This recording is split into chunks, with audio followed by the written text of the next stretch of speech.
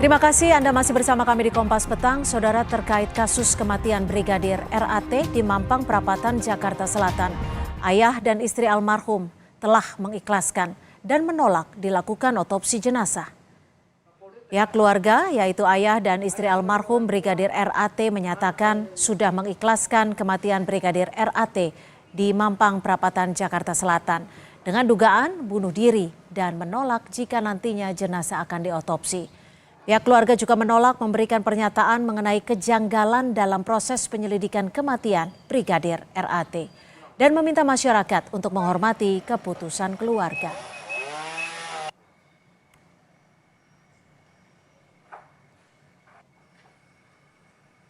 Dari kami orang tuanya, kalau mau diusut kembali, jelas mungkin ada otopsi atau apa, kami sudah tidak siap anak kami diotopsi.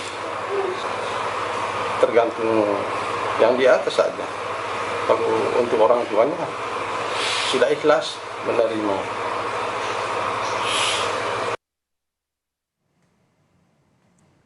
Setelah sebelumnya Polres Metro Jakarta Selatan menutup kasus tewasnya Brigadir RAT dengan kesimpulan tewas bunuh diri, kepolisian kini membuka peluang kasus tewasnya Brigadir RAT untuk dibuka kembali. Kapolri Jenderal Listio Sigit Prabowo mengatakan motif kasus ini sedang didalami. Kapolri meminta hal teknis ditanyakan ke jajaran Polda dan Polres yang menangani kasus tersebut.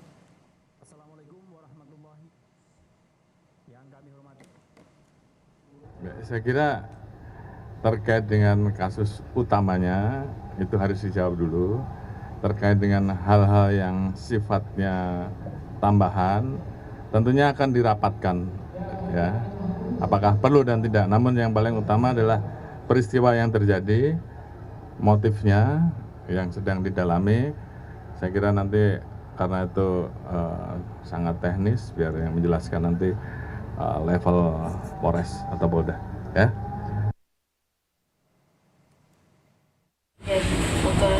Tidak nyaman, tidak nyaman di kerja, itu dia suka semua balik. Dan sampai sekarang ibu tidak percaya.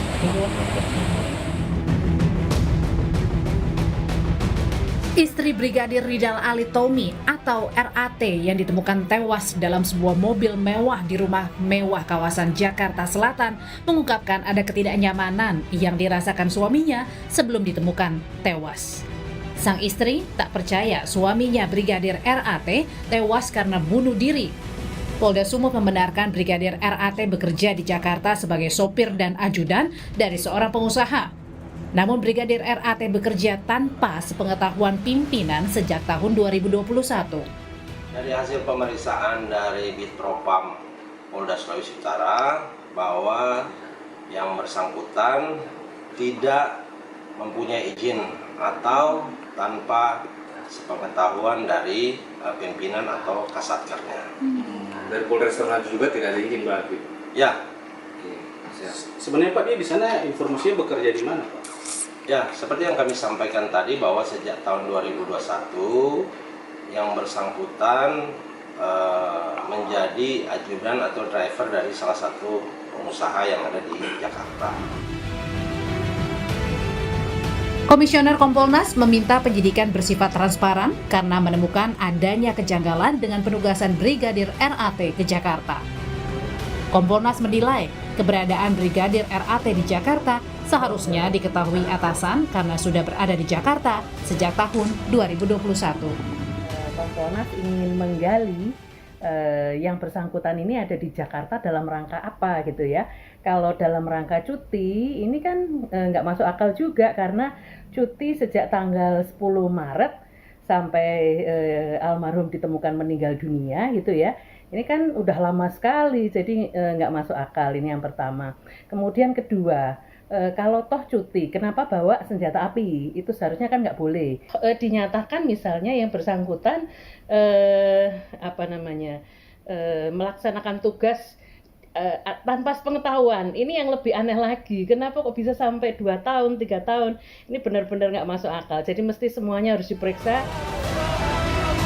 Sebelumnya Polres Metro Jakarta Selatan memastikan Brigadir RAT tewas karena bunuh diri setelah melakukan olah TKP dan memeriksa HP milik korban.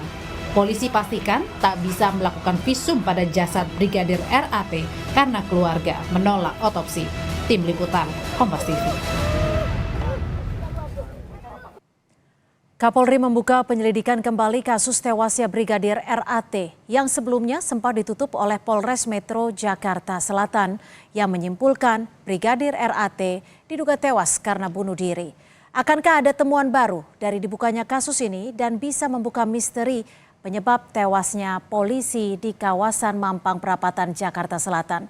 Kita kupas bersama Beni Mamoto, Ketua Harian Kompolnas. Selamat sore Pak Beni, terima kasih sudah bergabung bersama kami di Kompas Petang. Selamat sore. Pak Beni, sampai sore hari ini sudah menerima belum laporan dari Kapolri bahwa kasus ini kembali dibuka setelah sempat ditutup Polres Metro Jakarta Selatan? Ya, jadi kami ingin sampaikan ya, merujuk pada pernyataan Bapak Kapolri, kan disampaikan ada peluang atau ada kemungkinan bisa dibuka kembali. Jadi dalam konteks ini saya ingin menjelaskan begini, kebetulan kami ikut turun supervisi beberapa kasus bunuh diri anggota Polri, di mana keluarganya tidak terima, keluarganya curiga, bukan bunuh diri. Tahapan penyelesaiannya adalah ketika penyelidikan sudah selesai, semua saksi sudah, secara saintifik sudah, maka kasus tersebut digelar dengan menghadirkan keluarga korban, pengacaranya, ahli, tim penyidik, dan pengawas internal maupun eksternal. Kami datang. Nah, setelah digelar, keluarga tahu duduk masalahnya gimana. Setelah dapat penjelasan secara lengkap, maka keluarga bisa menerima. Dan kasus tersebut tutup dan tidak ada buntutnya lagi. Ini beberapa kasus yang terjadi di kewilayahan seperti itu. Nah, untuk kasus ini karena belum digelar di depan keluarga, kenapa perlunya gelar? Karena ada beberapa yang harus dikonfirmasi. Contoh, hasil membuka isi HP, itu banyak hal yang harus dikonfirmasi dengan istrinya, dengan keluarganya.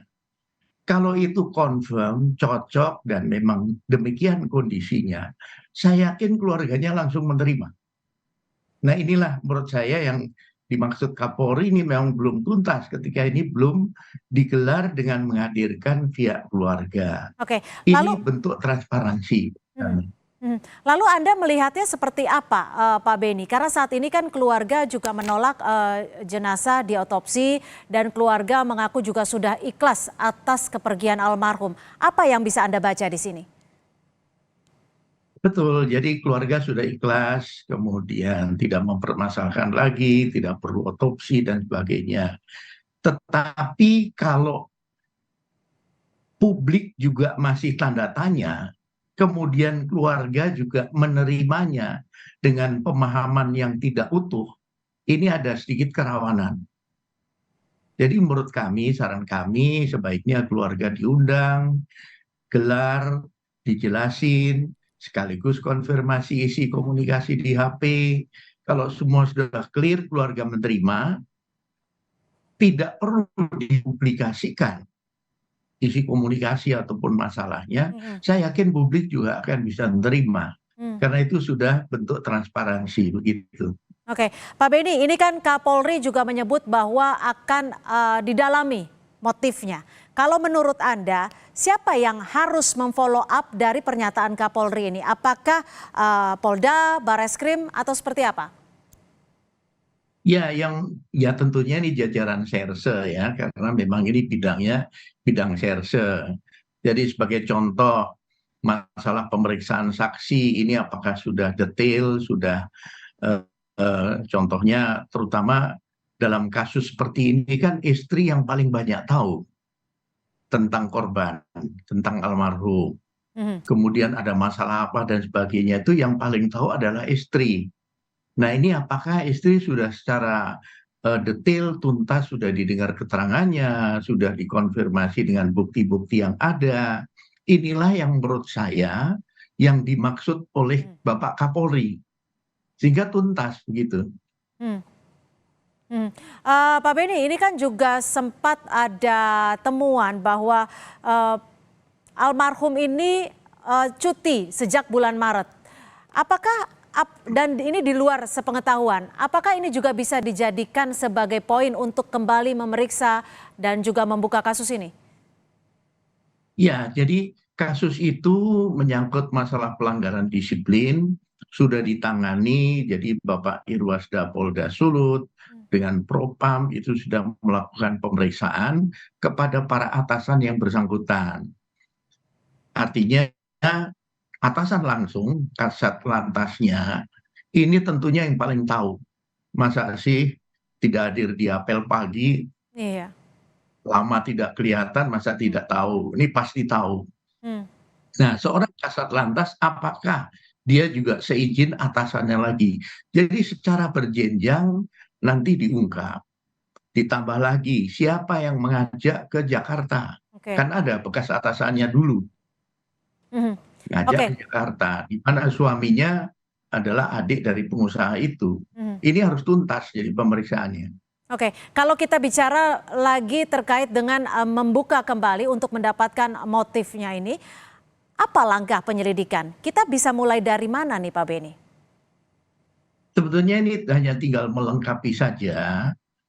Jadi seperti contoh misalkan dia dapat honor berapa selama tugas di Jakarta. Ini penting dikonfirmasi ke istrinya, bener nggak, tahu nggak, dan sebagainya. Kemudian nanti diperluas selama di Jakarta tinggal di mana, tugas sehari-hari apa, kemudian laporan ke atasannya gimana, dan sebagainya. Nah ini nanti apakah ada laporan tertulis, atau hanya lisan, atau hasil membuka HP itu isinya berupa laporan-laporan dan sebagainya. Jadi menurut kami tinggal tambahan sedikit, dan menurut saya yang terakhir nanti adalah gelar dengan menghadirkan keluarga, kemudian ahli, dijelaskan kepada keluarga sehingga keluarga paham betul apa yang terjadi. Baik, terima kasih Pak Beni Mamoto, Ketua Harian Kompolnas sudah bergabung bersama kami di Kompas Petang. Selamat sore Pak Beni. Selamat sore.